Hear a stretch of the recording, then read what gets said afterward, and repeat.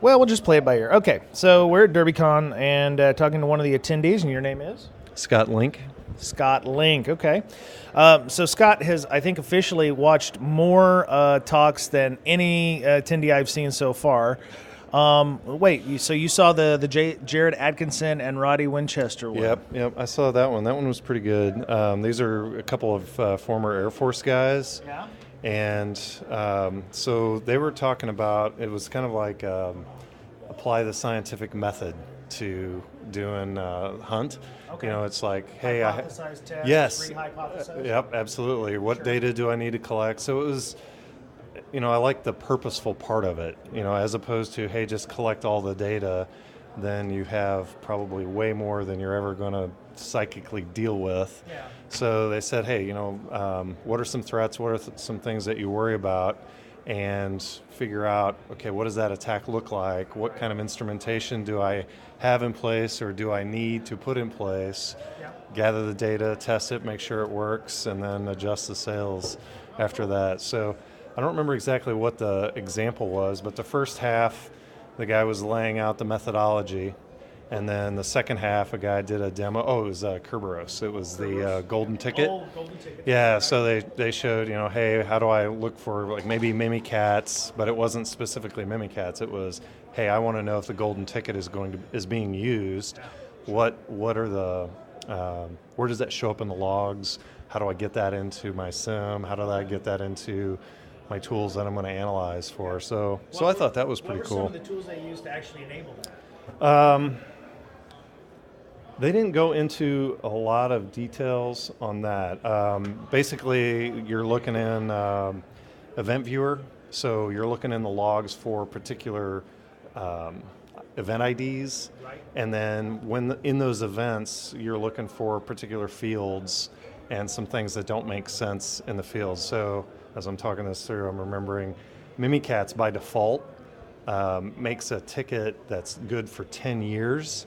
Whereas Windows default, when you get your ticket, it's only good for 10 hours. Okay. So that was one of those things where, you know, if somebody's not tweaking their implementation of trying to hack you and just use the defaults from Metasploit, then or from Mimikatz, just look for something that's like 10 years or other ridiculous, you know, times. Right. So I thought that was pretty cool. Very nice. Okay. And then this morning I saw Zach Brown, Hidden Treasure Detecting Intrusions with ETW, and that one kind of dovetailed with Matt Swan's Defending the Cloud, Lessons from Intrusion Detection in SharePoint Online. Right. And these guys, they both work for Microsoft, so they have like tens of thousands of servers. And what's working in their favor is they're pretty homogenous. Yeah. So, you know, so in that regard, I think it makes it pretty easy to figure out what normal looks like, and then makes it easier to kind of find weird stuff. But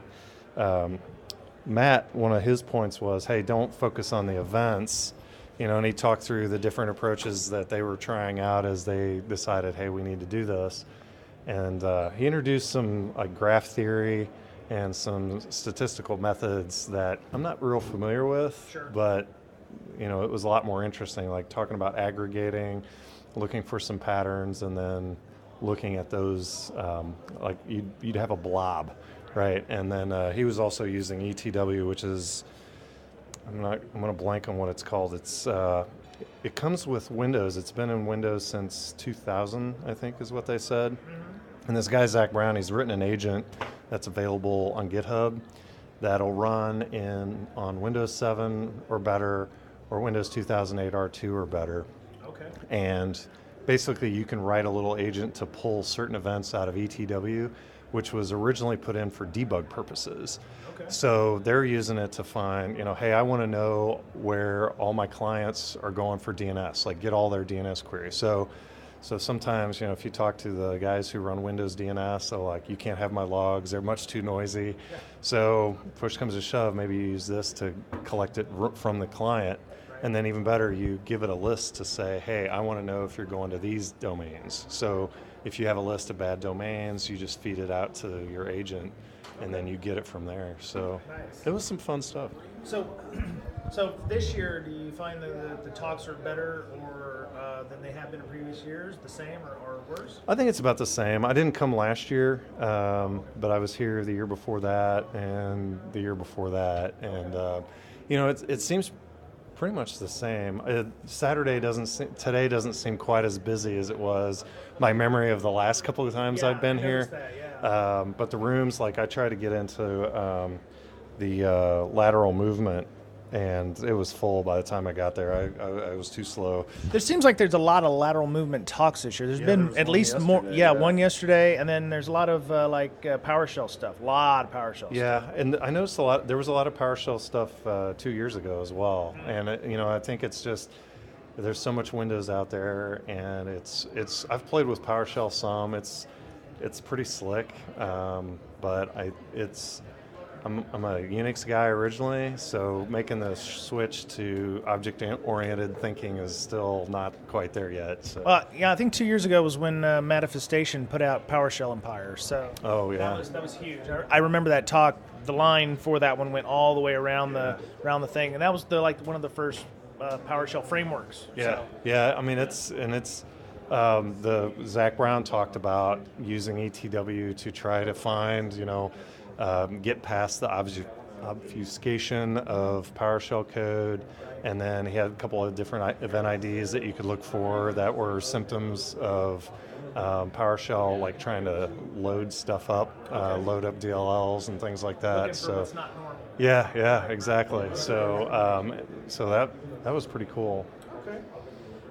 So what ones are you looking forward to the rest of the day and Sunday? I think I'm going to try to get into the evasion techniques. Okay. And that's at 1 o'clock. Yeah, so it's getting close. Minutes. Yeah. And then I'm from St. Louis. One of our guys from St. Louis, Michael Collins, has given a stable talk on drone-delivered attack platform. I saw kind of a preview of it. And it was pretty interesting. Sort of like a Wi-Fi pineapple, but with a drone. Yeah, basically. He used like he picked out he tested a couple of different drones. Right. Looking at payloads, looking at stability, also trying to keep costs really low, and then trying to figure out what to attach to it, so that you could maybe you come in. Put it on top of a building, let it sit for a little while, try to get some stuff off the Wi-Fi network and go off. So that makes complete sense. Yeah, so it was interesting. I saw a preview of it. I think it'll be pretty good. And then I hadn't looked to tomorrow yet. I haven't. I was actually looking forward to Maddie Stone's talk about embedded device reversing. I met her last night at the bar. She seemed like a really nice lady, so I thought I'd go and see hers. I got to leave around 2 to go to the airport. So. Oh, yeah. Michael Goff's also speaking. This is a last minute. Martin Bro, he couldn't make it. He got a family emergency, so they put Michael Goff in there. So he's going to be talking about endpoint. How endpoints are, not finding things. Oh yeah, and which ones, actually that'd be a good one. Which ones see. did, better or worse, and so. Yeah, it's interesting. I mean, there's a lot of marketing FUD, and there's a lot of products that you sit and you look at it and you're like, well, it's catching things. Did it catch all the things? It's tough to tell. Yeah, so he's under NDA, but he's not naming names. But he's going to be talking about which ones didn't find Drydex, for instance. Oh yeah. And so it's not perfect. Oh, there he goes. As a matter of fact. So. Yeah. But yeah, so that was one to look forward to. And that actually might go really well with. I saw Wynn Schwartu's How to Measure Your Security, holding security vendors accountable. Oh yeah, that would be like the after effect when you find out your endpoint security is crap. Yeah. Well, and it was building a way to. So he and this other guy are writing a book. I guess it'll be out this fall. So this is the preview, and they're talking about. How do you test your vendors to make sure they're living up to their claims and that sort of thing? So, yeah, those two pieces would go together well, I think. You got some swag. Oh, yeah. I had the original fidget cubes off of Kickstarter, so those two, Mr. Boettcher grabbed a couple of those. Yeah, this was being given away by the ISC Squared group, so I saw one. Studying for your CISP isn't making you fidgety enough. Yeah. Well, I've already got it, so I'm going to give this to my kid, I think. She might like it. Yeah, they had fidgets, the spinner thing. Yes. Too, so my daughter's not into those, thankfully, so yeah. Yeah, a couple of them have been out there. Well, cool. Thank you for coming on the show. Yeah, thanks, Brian. Right on. Okay, so we got some more audio from Derbycon, and we're talking to one of our Slackers from our Slack channel. Met him for the first time. Is this your first Derbycon? It's my second, actually. I was here 2 years ago for Derbycon 5 Unity. I think it's Unity. Okay, so, So 2 years ago. You don't have the Star Trek curse where the odd ones suck and the even ones are good? Fortunately not. Okay, so you had just as much fun at number 5 as you did number 7? Long story. Number 5 actually got work to pay for me to go do some training. So I did the Pen Test 101 training with Paul Koblitz, Larry, and I always get his surname wrong, Spoonman, anyway. And they both work for Dave, they're Trusted Set guys. It was a 2-day training. As with everything here, it's fantastic and incredibly scary. It's like, this is great. Oh crap, if I went back to this is where I realized how badly our setup was. Yes. And I'm not going to go specifics when I'm being recorded. But anyway, that was fairly horrible. And I'm pretty sure they could have broken in about 3 seconds. Well, so they are fairly talented, so yeah. Yes, definitely. So yeah, we did that. And work paid for that and the hotel and everything, and then I came to see what was going on, and it was my first time. I came to get my badge, so go up the escalator, and there's one of the TV screens. It's a computer basically, and it shows you, what's in the Hyatt and what's nearby, blah blah stuff. And they figured out that if you tap in the top left corner, it brings up like their version of Task Manager. Sure. And from there, they could get Task Manager up, and they managed to enable the accessibility functions to turn the on-screen keyboard on. And from that, in Task Manager, they can then run whatever they want. So they ran a command prompt, and then they started off and they loaded up Notepad. And they started saying pwned by, no, we can do paint, let's do paint. So they did paint, and then they drew a little, because it's touchscreen, pwned Derbycon. And they got it wrong. It's like Derbycon 12 or something. And he's like, no, wait, that's not right. And they fixed Derbycon 5. And then someone who may or may not have a name that sounds like Nee Gomes, okay. Who may or may not work for Microsoft. And he ran PowerShell and had it playing. So it's Rick Astley's Never Gonna Give You Up, but because it's in ASCII, he called it Rick ASCII. Okay. And there is sound, but you didn't see it because they didn't have the sound on the screen. And he's a little bit of him dancing in ASCII. Nice. And that was like Welcome to Derby. Nice. that was the first when people started showing up. No, I love it and I hate it here. And I'll explain why. I love it because you go and see the talk. So I did a talk. It was MS administrator, and I forget his John. Yeah. Another Slacker. He went and did securing Windows via group policy. Mm-hmm. Very cool. It's like, oh yeah, hey, just turn off debug. No one needs it. Maybe a developer. I've been a developer. I never needed debug privileges. I used the IDE with whatever language. But turn that off, and that's how a lot of stuff nowadays uses to inject into memory and stuff like that. And that's like great, fantastic. Because I have no budget. I mean, no one's got any budget. It's free. It's group policy. Excellent. It's real simple. They've got a GUI. It's drill down, select this, and this, turn them off, done. Real simple. And that's great. And then I hate it because it's like, oh crap, now I've got to spend 6 months setting all this stuff up that I learn. And oh crap, anyone could have just do stuff on us, and we really need to do this and secure it up. So I love it and I hate it here. Which sounds, and I don't really hate it, but it's I'm going to spend the next 6 months trying to implement what I learn over these few days, and arguing against management and all that. Well, yeah, I really do need to spend time doing this.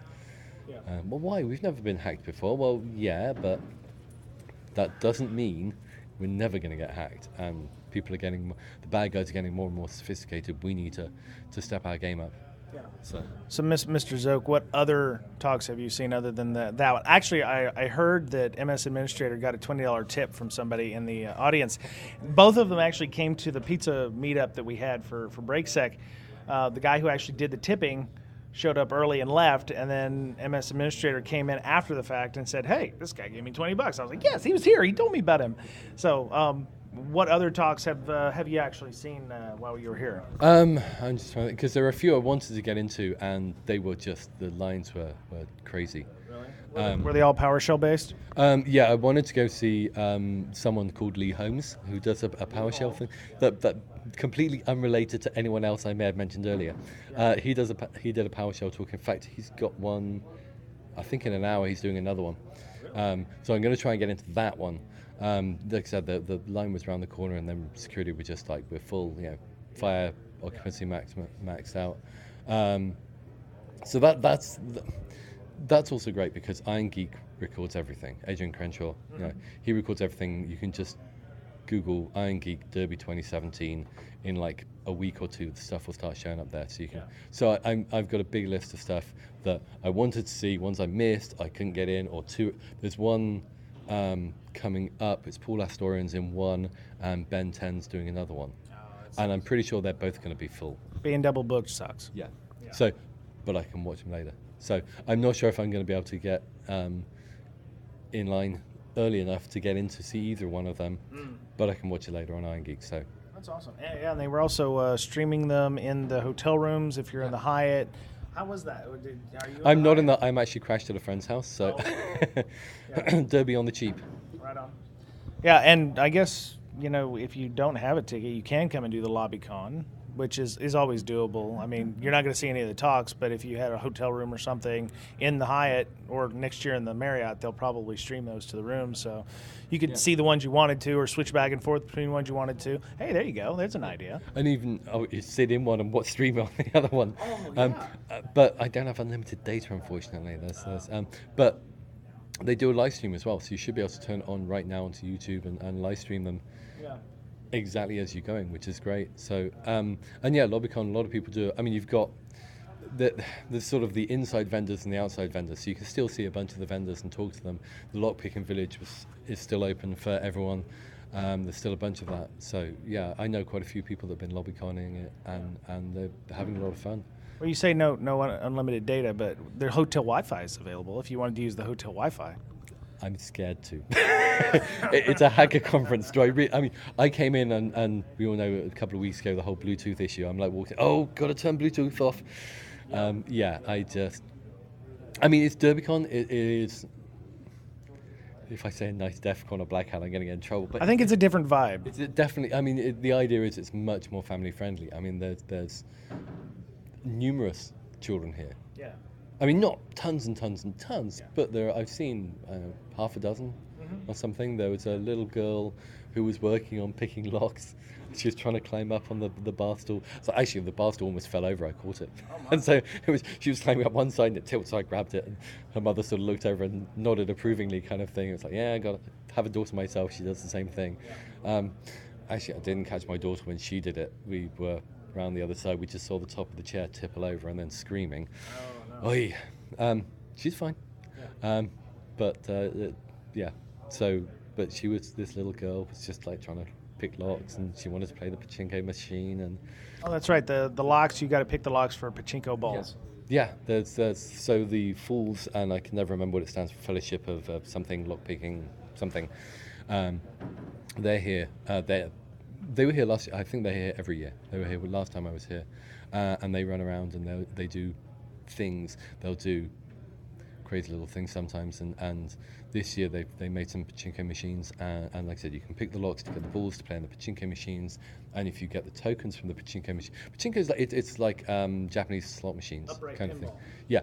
But it's a very Japanese style, which is why it's pachinko. Yeah. And then if you get the tokens, you can buy more balls as well if you want to keep playing to win. And I kept like fidget spinners and stuff. I can't remember what they're giving away, but the little things they're giving away. Yeah. So it's some very cool stuff. There's a little bit for everything. I mean, they've got the social engineering village. They did the phoning up random companies trying to get information out yesterday, which I watched some of, and some people had.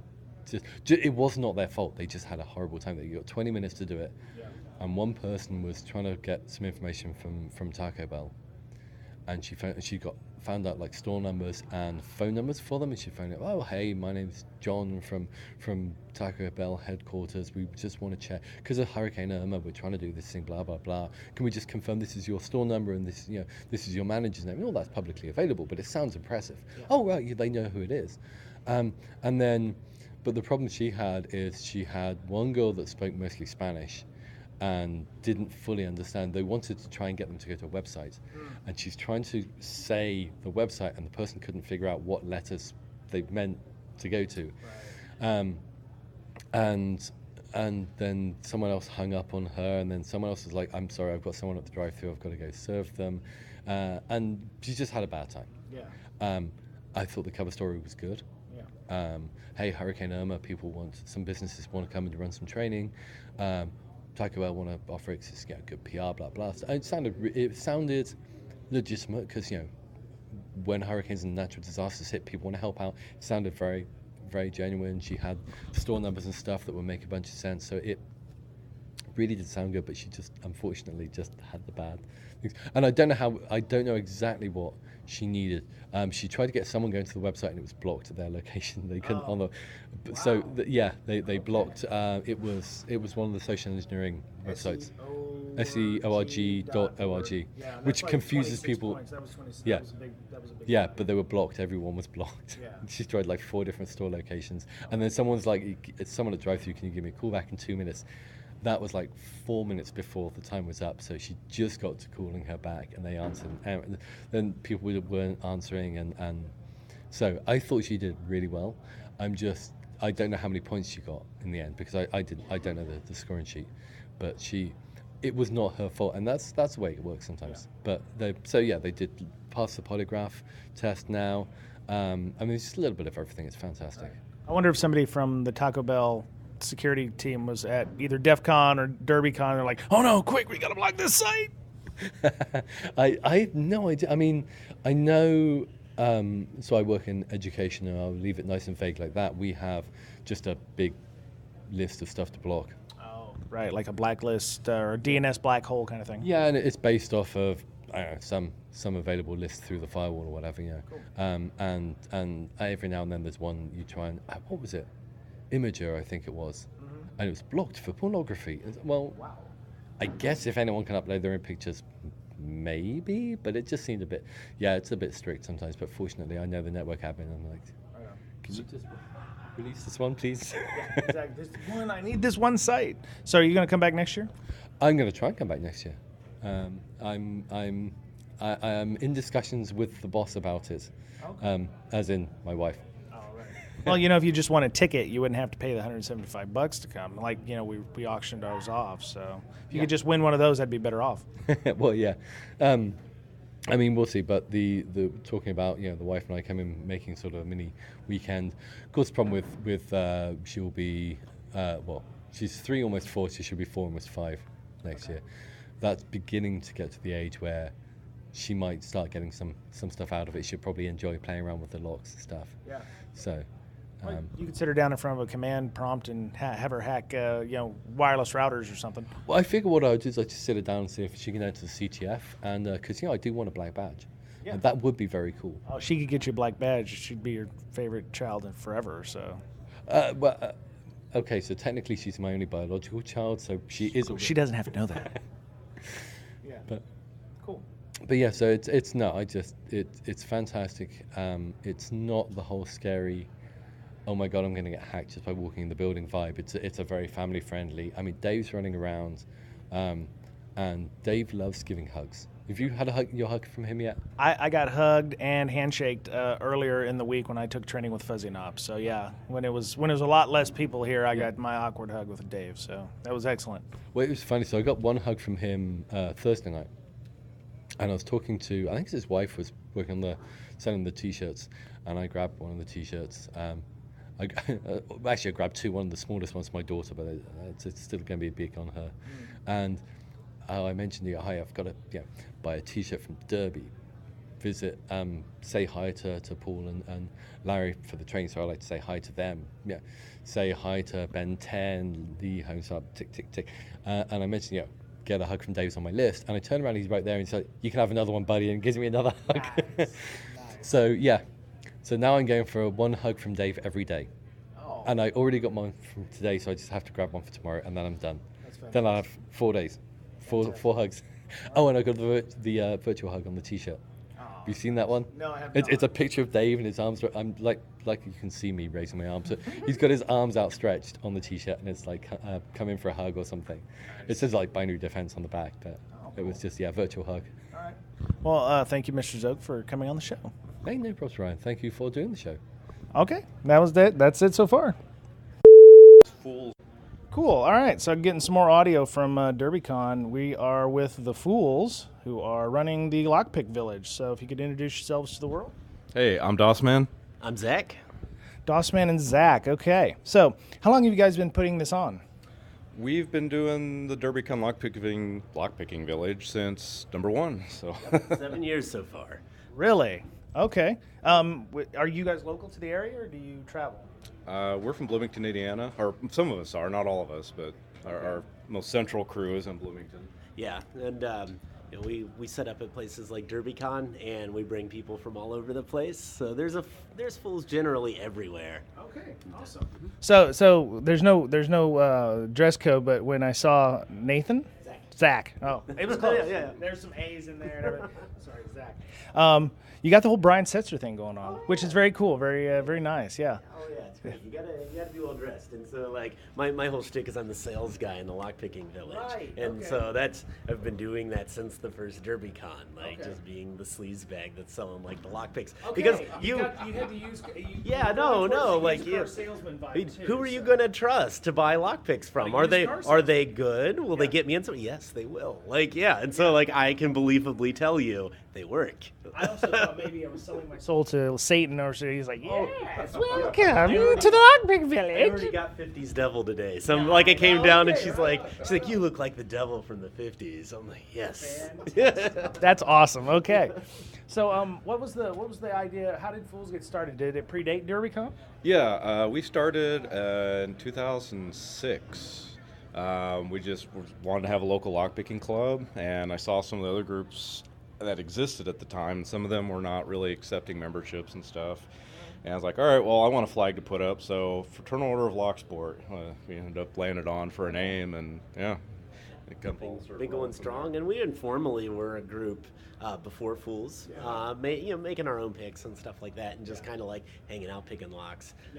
But that's an act that's pretty pervasive in the hacker community. Anyways, it's been there forever. Right. So we were just thought, how can we take this farther? Cool. Yeah. So there's a number of different, and there's actually local lock sports in there. Seattle's got one, and then there's the other one that rhymes with Fools, but it's like Tool, probably. Okay, the Open yeah. Organization of Lock Sport. I didn't know if y'all were like in some kind of competition with them or not, so I didn't want to mention their name, but that's cool. Oh, yeah, we're friendly competition. We're all friends. It's a small community, but Yeah, he says it's friendly. Yeah. Frenemies? Are y'all frenemies? Yeah, there we go. That's what. No. Love to hate? we're good. We're again, it's a small community, so I mean, we're all friends. Yeah. So have the tools changed at all since you guys started? I mean, lock sport's been around for a while. I'd say that to me, like from my perspective, the gimmicks have changed. So as all the villages have gotten bigger, the conferences have gotten bigger, a lot of pressure to have more variety, things like that. When it comes to picking locks, you really only need a rake and a tension wrench, and maybe like your favorite hook pick or something like that. That to me, that's what it takes. It's good to have a tool for every occasion. There are things like the Tensioners with the teeth on them and stuff, and that's kind of like it's been around for a while, but it's become more popular and other things. like the snowman pick and things like that, like the ball picks for like picking both sides of a wafer lock, and then you got like the snowman and things like that. And they do serve a purpose. Like there are just some weird locks out there. I see a lot more creative design in the last 5 years. Okay, so depending on where you live, having lock picks can be considered a crime, right? Is that still the case in most states and or countries? Not most states. There are some states where you need to be a licensed locksmith to have picks, and they make it a crime or of some sort to have them. A lot of that's driven by industry to protect locksmiths, the Locksmithing Association, ALOA. So a lot of legislation reads it identically, and that helps local established locksmiths keep out, these drill out shops that come by and stuff. So really the intent is to protect the locksmiths and keep their, help them, restrict who can be involved. But yeah, some states are a little heavy-handed in the laws, like Tennessee and other places where it's a felony. Just possession of picks is a felony. Most states and countries, possession does not equal intent. Now, if you're committing a crime and you have picks on you, sure, they're burglary tools. Otherwise, they're just tools, and there's nothing wrong with it. So it's like having Metasploit on a VM. It's not a tool unless you're actually using it to break into something. Correct. Yeah. Oh, yeah. Come on through. It's all good. So, can people join Fools? People can join. We're really just a close-knit group of friends, and we've got a lot of friends in a lot of places. I didn't mean to cut you off. Oh, no, yeah. Anybody with the desire or half a notion that they want to be associated with us, more power to you. Come on and stand with us. And that's great. So when I say anybody can be a fool, anyone is. So you guys you said the gimmicks. So I mean, not just with the lock picks, but there's like gimmick locks as well. There's a lot of bypass tools that are starting to show up now, like something I forget what the name escapes me. There's some tools for the master lock and stuff that are very specific to that. I mean, technically there've always been bypass tools, but some new stuff's been showing up from time to time. And if you just want to like an example, a lot of people have a lot of success with them, so it's not like a gimmick because it doesn't work, but like a pick gun. A pick gun's great. It's, average pick gun's what, $30? Yeah. It's $30 what you can do with 2 picks, really. And I mean, it's fun. It looks impressive in a case. It makes really loud, snappy noises. But when it comes down to it, you can do the same thing with a pick for a lot less money.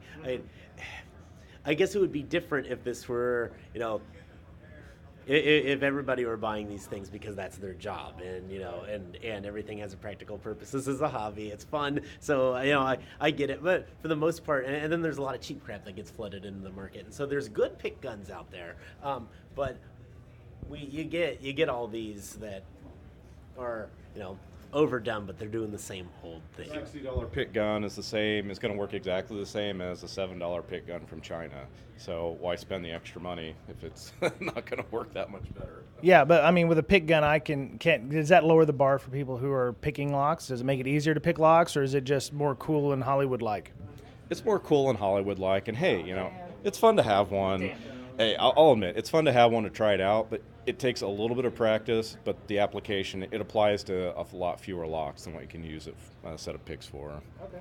So bump keys, are they still very useful? Do you guys still have them along with your lock picks? Yeah, and I think much to like engineers and like industry leaders' chagrin, bumping works, and it works on a lot of things. Right. And so I mean, with a key and a hammer, and anybody that comes into our village and sees our hammer, I mean, it shows you it doesn't take much to bump a lock, and yeah, it works. It works. It still works on a lot of new stuff, and you just got to get the feel and the technique down, and you have no problem. Right. Another thing, again, you can pick a cheap lock open. So if it bumps open, that's no big surprise. But the problem with bumping is it still applies to a lot of high security locks that should not open as easily. So that's what bumping is still a relevant thing and still very good to keep aware of and keep up with what's going on there. Would you argue that an oxyacetylene torch is a much more effective lock pick? It depends. On a safe, you're going to burn up everything inside. Right. A set of picks will keep, if you're after paperwork, then it'll keep it intact. If you're just after precious metals, then sure. Okay. All right. Because I always say my 100% is a lock, bolt cutters or something, but why do I not have the patience to lock pick? Is there something I'm doing wrong? Not turning your brain off. And so, like, I'll have people that just stand there, and kudos to them for having the patience to be there an hour. But they're sitting there thinking about picking the lock, and they're not listening to me tell them stupid stories. Right. And so I have to tell them the same thing. Look, pay attention to the stupid story, and you're going to open the lock. And so then I'll tell them something about when I was a kid, and then all of a sudden the lock will pop open. Oh, okay. I mean, it's really, if you're focused too much on it, you're going to over-tension. You're going to push the pins up too hard. You're going to go a little too far into the lock, and you're not going to be doing anything with your time. Watch the technique a couple times. Just copy me. Rest on the tensioner, and just turn your brain off and just rake. Eventually, you're going to feel the tensioner give.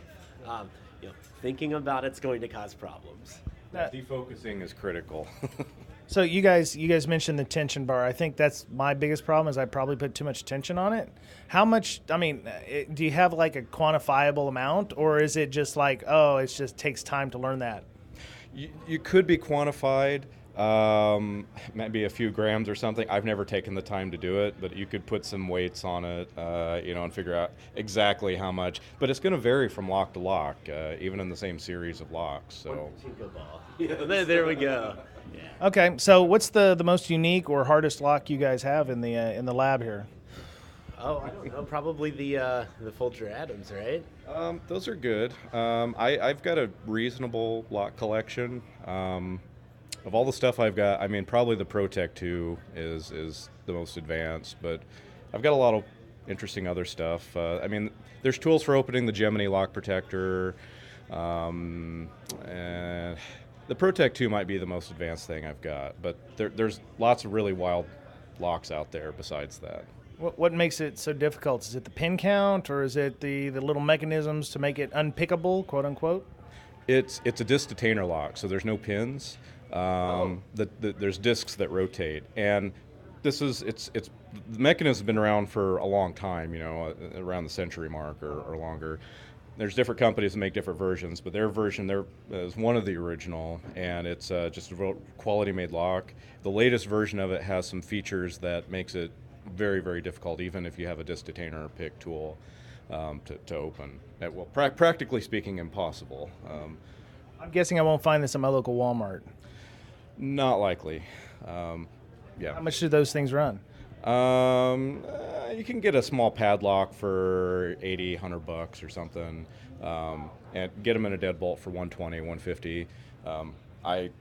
I'm not paid by anyone, but if you're looking to get something like that, Security Snobs carries equipment and does repinning and key cutting and stuff for some of that kind of stuff. But when you get into that price point and you're really looking at a high security lock, you go, find a place, they can register, your identity with the lock, and you can order keys and things like that through them. So yeah, you're paying a much premium for a lot of these things, but at the same time, you do have the peace of mind of knowing that you can call someone if you lose a key or you need more, and one just shows up, and nobody's really having to screw with anything.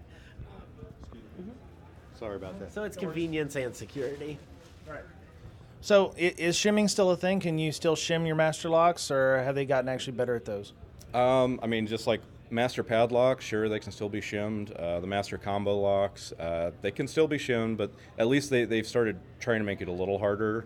They advertise these as anti-shim. Yeah. It's possible, but it is a little harder with just a Coke can.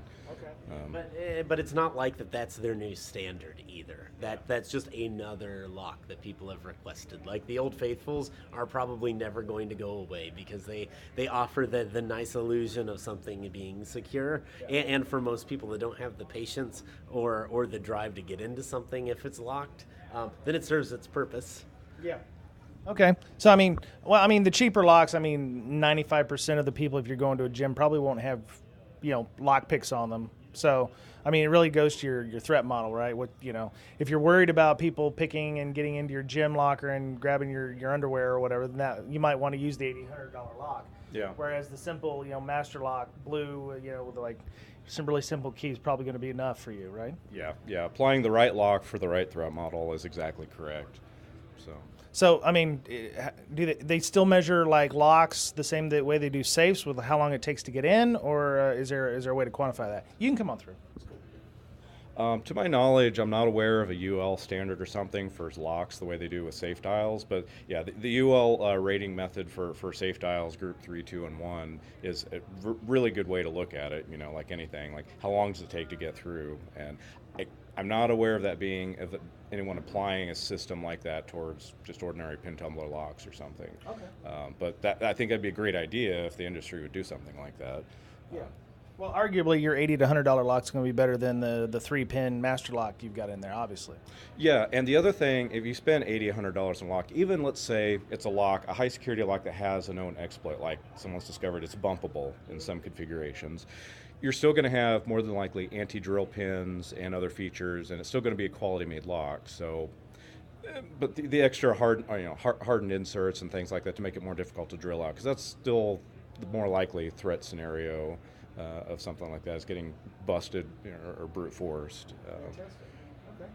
So, you guys sell lockpicks, you sell bump keys. What all do you sell here? And what are the prices like for a set of lockpicks that are decent lockpicks? Because obviously there's cheap-ass lockpicks and there's good lockpicks. Yeah, well, so our basic set is a 5-piece set and has a tutorial with it, and it's $20. Okay. We sell bump hammers and keys. I can't remember now. The hammer's, $10? Yeah. And the keys are another 10?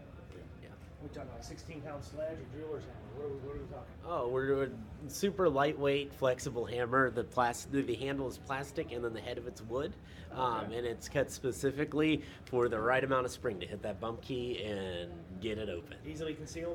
You know what? Probably shouldn't say that. No. No. It's not the easiest thing to conceal, but really, you're not going to be perceived as a threat with this thing. Like, they're going to look at it and just be like, I wonder what that's for, and it's kind of like out of sight, out of mind. Or it might draw some attention. I don't know. I mean, it's a 50-50. As soon as you pull those things out, even here with people that have seen bump hammers before, you pull one of ours out and everybody's like, what do you do with that? Like, these are guys that probably have bump hammers in a bag somewhere. But yeah. So, go ahead. Oh, I'm just going to say we had diversified a little bit this year. Kind of trying to figure out what people really wanted in pick sets. I mean, we've always provided our basic set and then our premium set with a bigger case, zipper case. But we've also got a couple of more traditional, like flat, slim pick sets this year as well. So, I can't help but notice your awesome badges. Where did y'all get those? Thankfully, we've got a hackerspace that we helped start, and having access to a laser makes life so much more fun. So it's laser print. Yeah, well, laser cut and etched, and I make up badges for our crew, so we stand out, because you got to have bling at a con and like a badge. Yeah, I saw Mr. Meat Shield had one of those, and I didn't know where he got that. So that's awesome. Okay. Right on. So Dossman and Zach. Fart Barber. Fart Barber. Yeah, that's my actual handle. Thanks. Now you. Did you lose a bet? Did you? No, that's it. But now. Go ahead. Yeah. Now you've tied me to the name. Fart Barber. On the mic. Okay. Yeah, interesting. Yeah. And that's your Twitter handle? Yeah, it's a handle. Okay, right on. Yeah, I'm not responsible for what shows up in image search. He lost a bet, right? He lost a bet. He took that and ran with it. I don't even know. I have years without a fit handle. Like, I went by several different things. Like, Sector Molester didn't stick. Captain Commodore didn't stick. Like, yeah. You go through the And so I say Fart Barber one time, and everyone's like, yeah. So and honestly, I'm not really an offensive guy. So like that's. Don't laugh like I just lied. I'm generally a decent guy, so like Fart Barber is really kind of ironic for me. Yeah. So when you're not doing fools, what's your day job? Oh, I am a manager for a pharmaceutical company. And we're done here.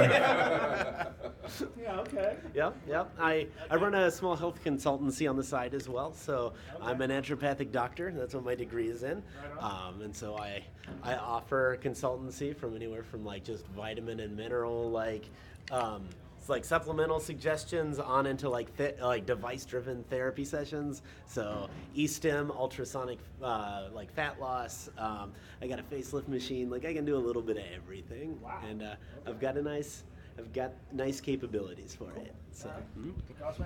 I'm a sysadmin at a Big Ten university in storage, so I deal with petabytes of data, but not pedophiles.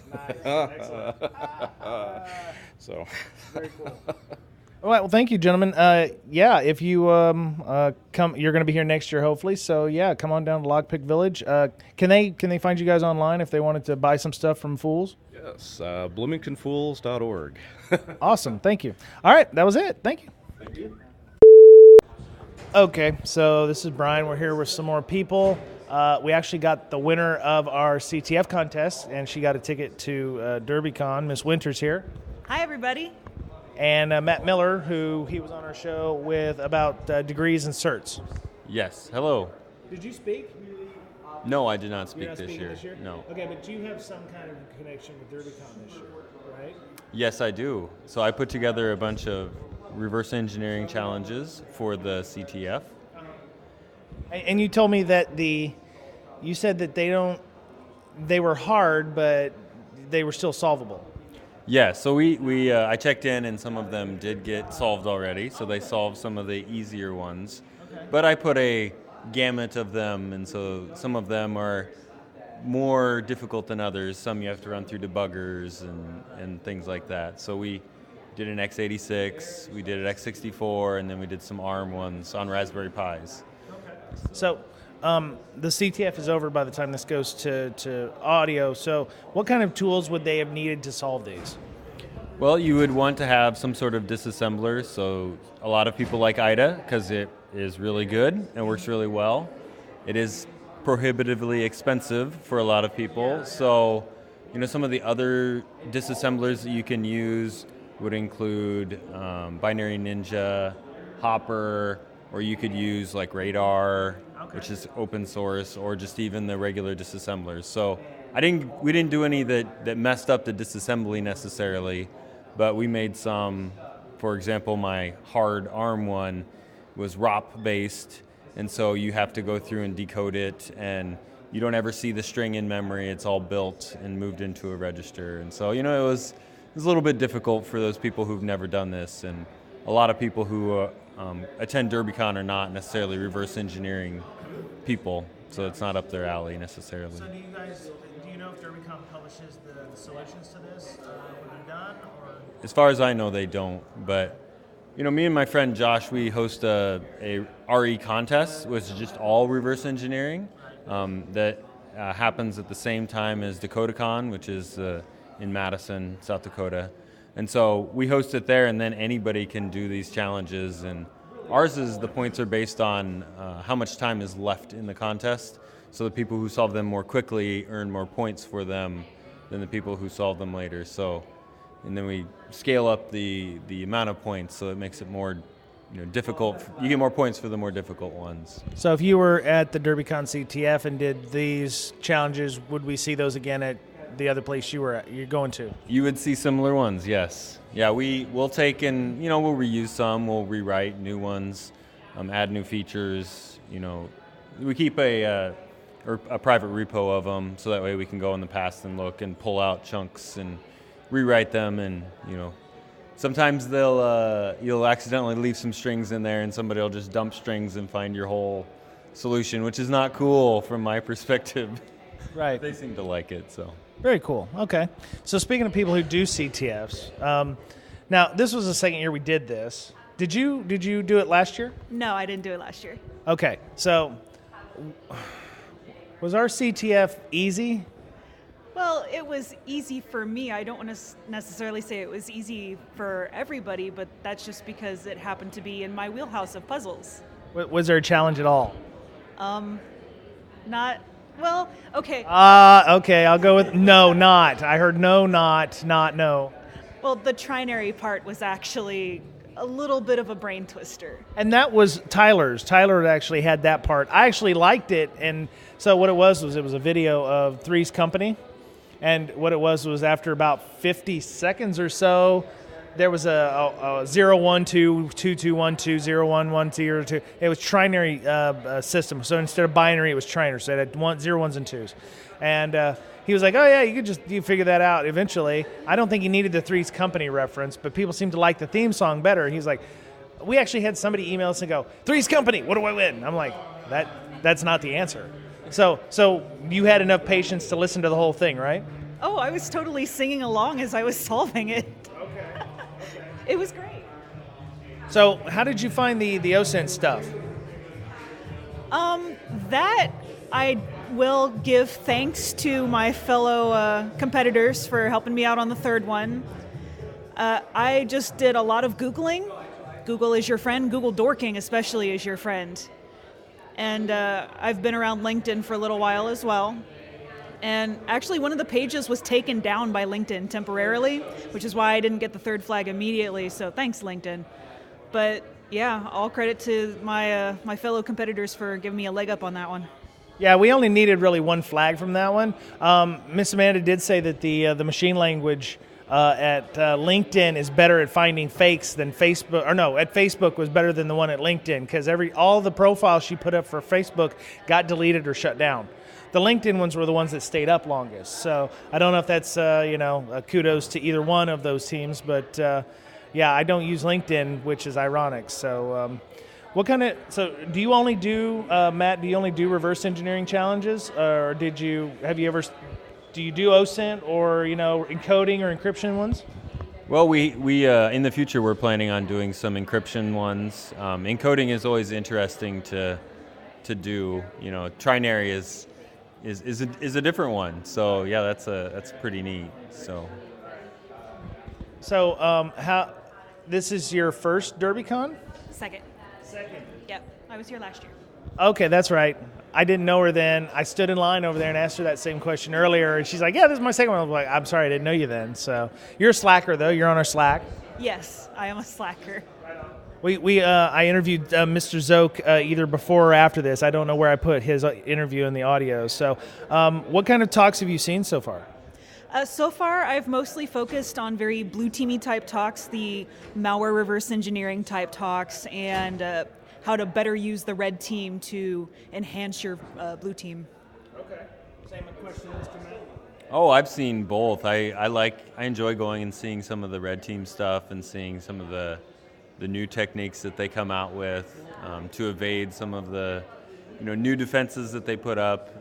And I'm always looking at it from a teaching perspective because trying to offer a cybersecurity degree, we're trying to find both of those things, both red team and blue team. So all of the talks are good, and I'm going to be watching lots of videos on the ride home and afterwards just to catch up on those.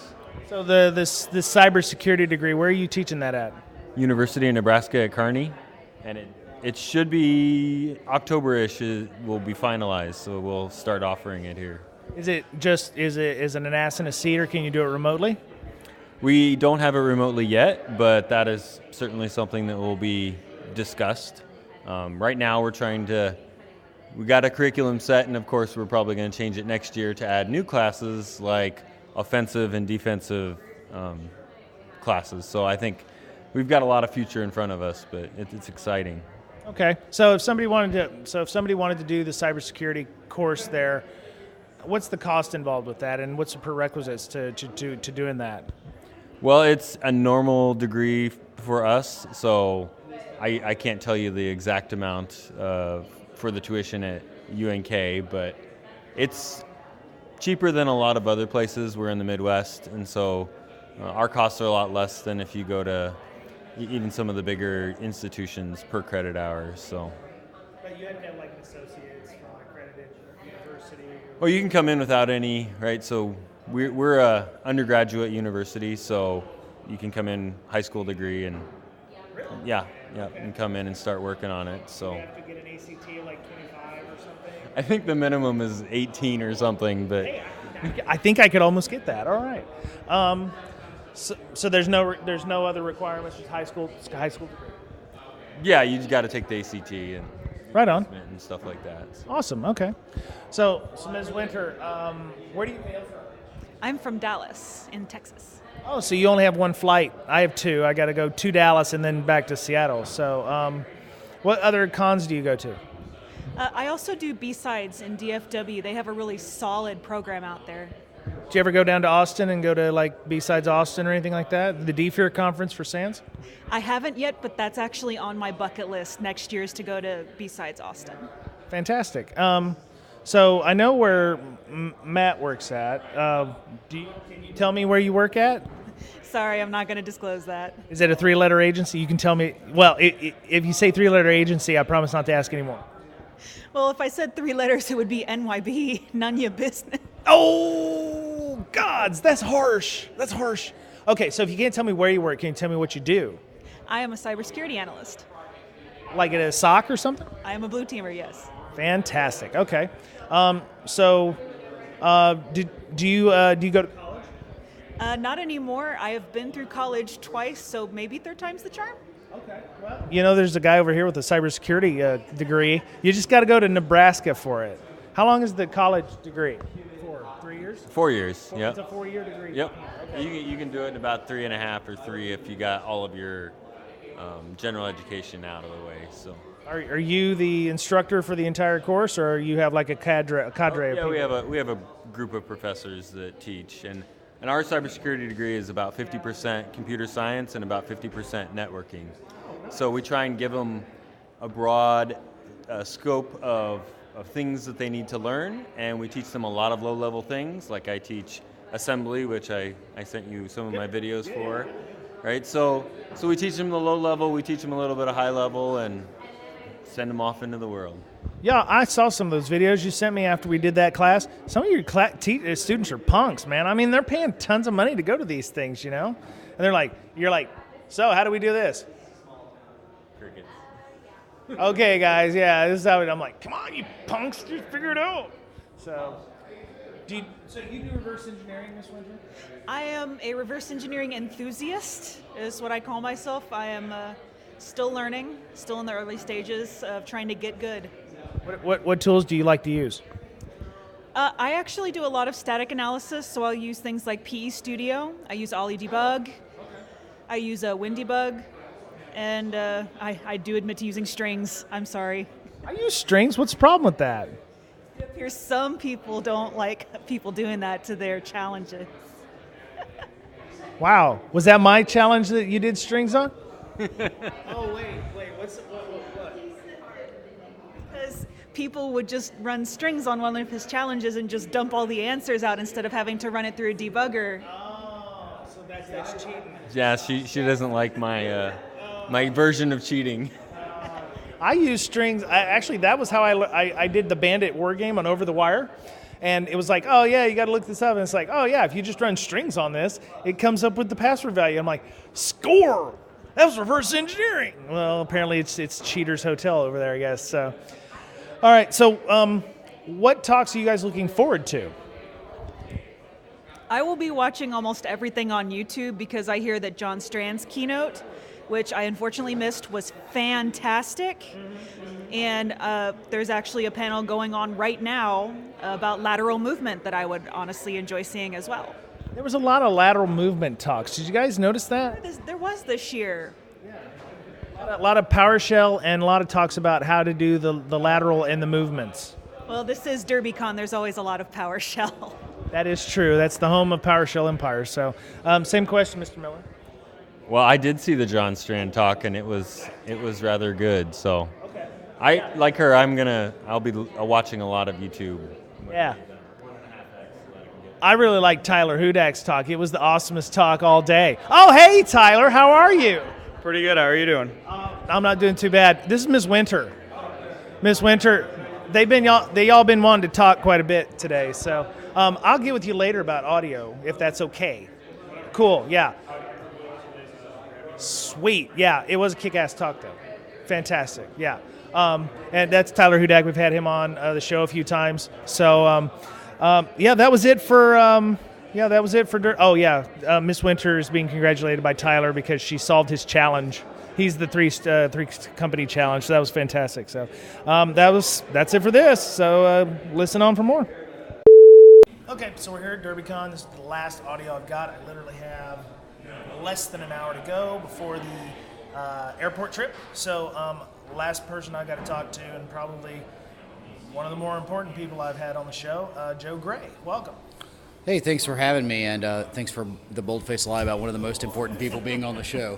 Well, yeah, we did this just before the closing ceremonies of Derbycon, and it was. I'm sure that it's going to be very interesting for those of you who went to the closing ceremonies. I won't be there for that. So, tell us what you did at Derbycon. I lobbyconned really hard. I made it to one talk. Maddie Stone's Ida with Python. She's one of my mentors for reverse engineering. Absolutely brilliant. She's on Twitter at Maddie, M-A-D-D-I-E Stone. I had to make it to that, but the brunt of my time here that was not LobbyCon or that talk was the SE Village, Social Engineering Village. I competed in my first Social Engineering Capture the Flag this year, and I'm going to say with good authority, based on some somewhat open source intelligence I received yesterday, since this episode will air after the closing ceremony, I won. Okay, I didn't want to say that before the audio. I wanted you to confirm that. Yeah, you told me before, but yeah, that's cool. All right, congratulations. Thank you. Okay, so we had Robert Sell on, who got third place at the CTF at DEF CON. So what did you do to prepare for the SECTF? Well, the first thing I did was actually listen to that episode. But in terms of preparation, I had already read Michael Basil's Open Source Intelligence Technique books. I've already read all of Christopher Hadnagy's books. I've read up on Dr. Cialdini. I've got formal research at the PhD level in applied psychology and social engineering when I was working on the PhD in IT that I never finished because social engineering was my dissertation topic. And if I ever resume it, probably still will be. With that, though, once I was assigned my target, I found out the scope, I asked my questions, and I saw it and destroyed in a non-destructive manner, if there is such a thing. Yeah. So you've got all the training and stuff, but the one I saw, which was the very last one of the day, poor bastard, it's like almost 5 o'clock in the evening. He's trying to get people on a Friday to give him some answers and stuff. He did fairly decently, but it seems like a lot of this is just, throw the bones and hope that you hit 7 and that these people don't go, something's not right here. That's exactly it. So the phone calls started at 2 o'clock local time, and they ended at 6 o'clock. 6 competitors. We all had 20 minutes and a 10-minute question and answer session. So my call was at 3. So I had a little bit of advantage over the later calls. But we all had national brands, of which I'm not going to say my target, but we all had big companies that we were targeting. And it's a reasonable assumption that there will be somebody to answer the phone, but your mileage will vary. Unfortunately for me, I came across an internal phone number when I was digging through phone numbers that I had enumerated through open source intelligence. I was calling to verify they were live, and I came across one that was an Office 365 email migration hotline phone number, and that's what I used for my spoofing number. And I had 6 different pretexts, but I only used one of them because it worked. If I had have crashed and burned on that one, I would have just moved on to one of the other 5. So there was numbers being spoofed to be able to get this? Well, the 2 phases. We have the OSINT phase. So once you're accepted and you accept to abide by the rules, you have about 3 weeks to get as much intelligence to get the flags. There's about 35 of them. If you want to find out what the flags are, you can search for them. They're out on the internet. To get those flags, put together a report. With the report, you get points for the flags, and then you can get an additional 50 points for having a professional report free of grammar and spelling issues. You get 50 more points, up to 50 more points, 10 points for each occurrence for realistic attack vectors. So if you have 5 realistic attack vectors, you can max that out. And I see that, and the fact that you get 10 points from submitting a video, that's 110 free points. And you can max out at 218. So that really cuts it down. So then once you submit the report, it goes out for grading. And then you have about 3 more weeks, which I calmed it down. I stopped trying to get the deep intelligence, but I'd still spend a little bit of time calling the internal phone numbers I had and making sure they were live, because nobody wants to call a dead number, especially when you've got 20 minutes to do it. So then fast forward, we come here to Derby, or if it were the other one, DEF CON. You get put in the glass booth with a microphone and headphones. You give the team the numbers you want to call and where you want to spoof them from. You have 20 minutes, and they make the calls. If someone answers, you go through your pretext, which you submit your pretext in your report. So there is an approval process for those, and there's certain rules, like you can't do anything illegal, you can't do anything destructive, you can't ask for things like passwords, you can't say you're law enforcement, you can't be threatening, anything like that. But anyway, I hit it lucky because on my third call, someone answered, and my pretext was I was in the IT security department and we were about to do an external audit, and I was verifying that the information was correct. And because of the intelligence I had gathered in the previous phase, I was able to put words in the target's mouth and get her to confirm or deny or correct me. Because, I mean, here's the thing. Humans have a desire to correct people. So if I tell you something and you say, yeah, that's right, or no, we use this, you're going to do it because of the human nature to correct. So that works well with putting the words in the mouth. And then sometimes, you just straight up ask. So you just have to kind of tiptoe around it. So I went through everything, and the one flag that you can get in person you can't get in the OSINT phase is getting them to go to seorg.org. So in doing so, I got the first target to go to it. She told me what was on the site, and I was like, yeah, that's our security partner. It's running a system test. Thank you very much. Have a nice day. Ended the call. I had like 3 people not answer, and then I got someone in IT. I asked him for the model number of his computer. He told me it was a Dell Latitude, blah, blah, blah, blah, blah, blah. So I kind of got a little nervous. I put BitLocker in his mouth, and he said, no, we don't use BitLocker. We use something else for encryption and antivirus. That's 2 different flags. And he didn't get suspicious until I asked him to go to the website.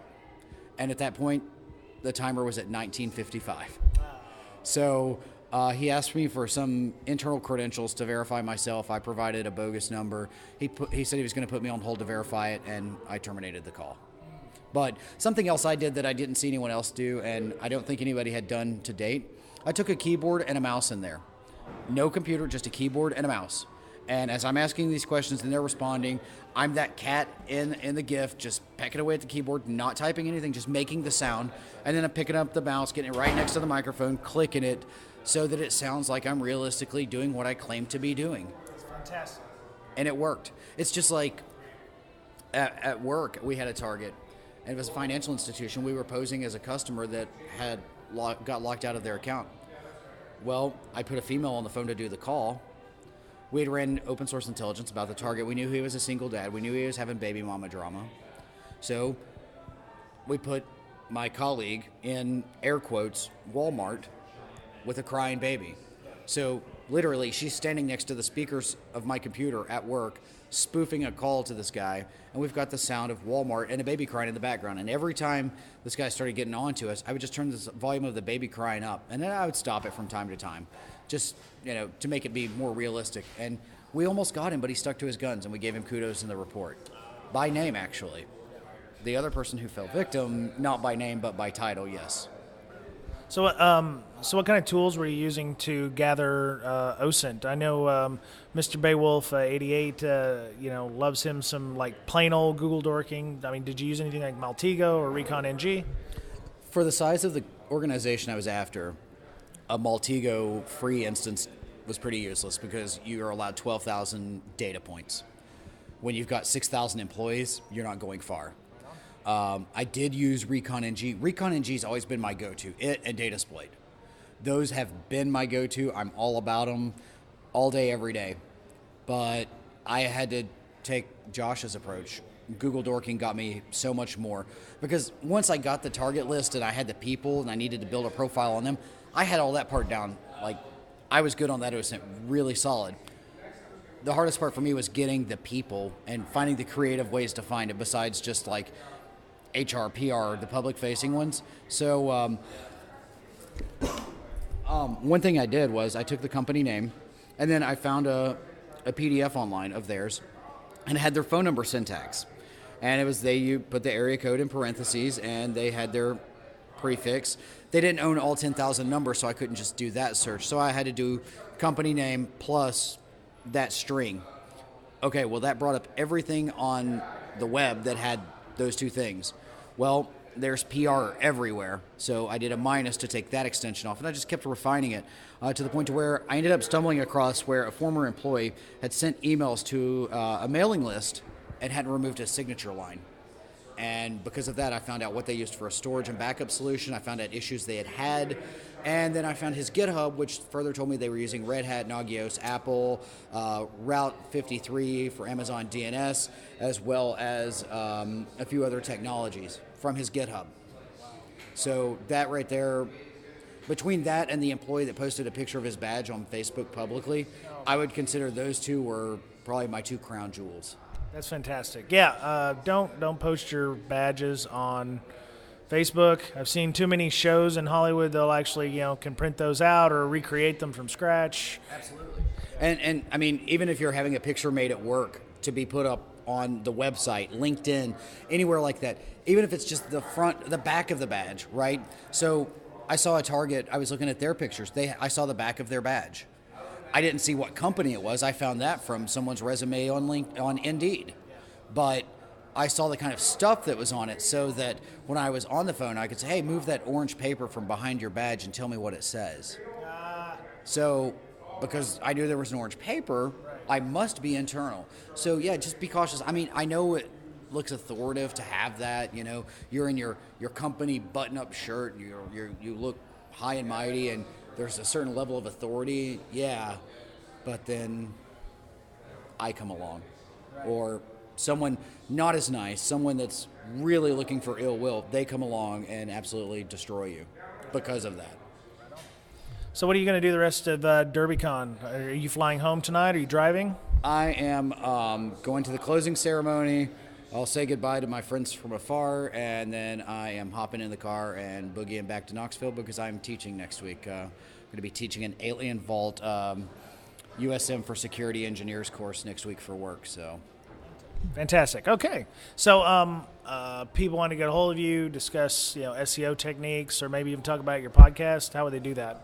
So you can reach me on Twitter at C_3PJoe. The domain for the podcast is advancedpersistentsecurity.net, all one word. I'm never buying a domain that long again, I promise. I'm even considering finding a way to shorten that one. The podcast is on Twitter at ADVPersistSec. It's everywhere you can find podcasts, Google, Apple, Stitcher, I believe YouTube. I know most of them. I know I've not published in like 6 or 8 months, and I apologize for that, but I've got 4 episodes about to come out. I just got to get them edited, and I've not had the time.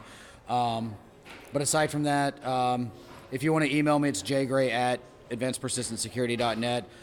If you want to come out and see me, I'm going to be speaking at some cons. In fact, you know what, Brian? I'm going to hook your guests up with something if this airs before October 9th and 10th. It might just be that day. Hey, if it does, great. I've got you in mind, even if it does. Okay. So if you want to go to Hacker Halted in Atlanta, Georgia for free, October 9th and 10th, it's a Monday, Tuesday, use coupon code JGHH2017. You'll get in free. I'm actually keynoting day 2. I'll be talking social engineering, open source intelligence, and lessons learned from the SECTF. In addition to that, I'll be speaking at Edge Security Conference in Knoxville, Tennessee, the 17th and 18th of October, SkyDogCon the following weekend in Nashville, then LasCon in Austin, Texas, October 26th and 27th. B-Sides Charleston, November 11th, and there may be one in between it and the next one, but confirmed ISSA Atlanta, November 15th, and I'm done for the year. You are a very busy man, Joe. I hear there's these things called sleep and personal lives, and I'm yet to find either. But honestly, my hobby is security. If no one's ever noticed that from my previous appearances on your show or my own show or just meeting me out and about or following me on Twitter, I mean, it's my hobby, it's my passion, it's my career. So I have a good time coming out to cons, meeting people, talking about stuff. I mean, earlier today I was sitting out front and we were just shooting the breeze about stuff, and this guy was like, yeah, I learned all these things in this class. I was like, have you ever used a canary? No, we can't afford one. What if I told you about a free one? I'll share this too. You want to do a free canary? Let's do it. So your Windows administrator account, user number 500, right? Everybody says rename it and disable it. No, don't. Neither. Set the log on hours to 0 and a 6-character password. It will never be able to log on, and the second you see it log on, that means that Mimikatz has been ran somewhere else and that password is compromised. That is fantastic. And it costs you nothing. Wow, that is really awesome. I look forward to telling our IT people about that. So, Joe, thank you for coming on the show. Hey, Appreciate that. Thanks for having me. It's always a pleasure. I like to listen to other podcasts, and yours is definitely probably my absolute favorite. I like them all, of course, but there's just something about your show. It's like I could hang out with these people, and it's kind of ironic because this weekend I did. Exactly. All right. But you guys missed out on the pizza party. I even broke my diet to eat like pizza, and it was delicious. So I'm sorry we broke your diet for you. But hey, you didn't hold me down and put the food in my mouth. Okay. Well, thank you, Joe, again and congratulations. Thanks, and thanks for having me. We got to do something together in the future, man. Absolutely. So.